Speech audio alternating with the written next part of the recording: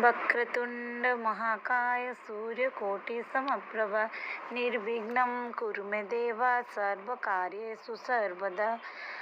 आपण मानक मो चैनल को स्वागत करुछि। आज नुआ टॉपिक है गाय कहीं अईठा खाए। आपण मान जानिछंती फाल्गुनी नदी को कहीं नदी बोली गणति करा जाए नहीं, बटफल को कहीं पूजा करा जाए, यह पछरे थिबा कहानी मु आपण मानक सहित शेयर करबी।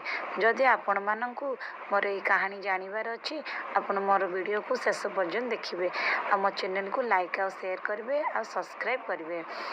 आज कहानी है रामचंद्र, माता सीता और लक्ष्मण रोते फाल्गुनी नदी तट पाखरे।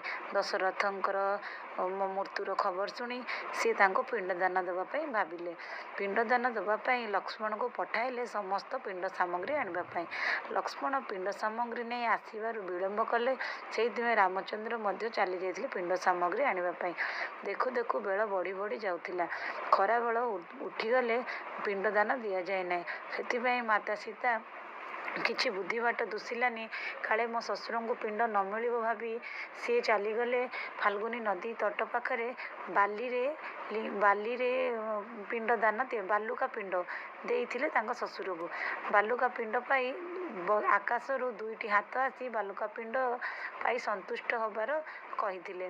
माता सीता कहले, आपण मोर पिंडरे संतुष्ट जदि आपण पुओ जानिबे केमिति ना, ए पाखरे थिबा बटफल, फाल्गुनी नदी, अग्नि, गाई गोटे पाखरे थिला, ये समस्ते साक्षी देबे कि माता सीता पिंड देइछंती आ मु आसी माने दशरथ आसिकी पिंडरे खुशी होइछंती।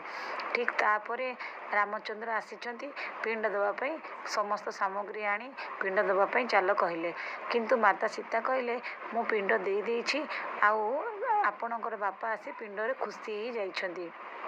रामचंद्र कहले, या केबे हो पारेनी, आउ यार साक्षी कौन?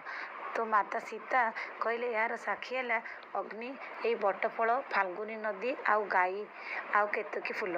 तो समस्त की पचारे रामचंद्र, समस्ते मना करदेले, आमे किछि जानिनु।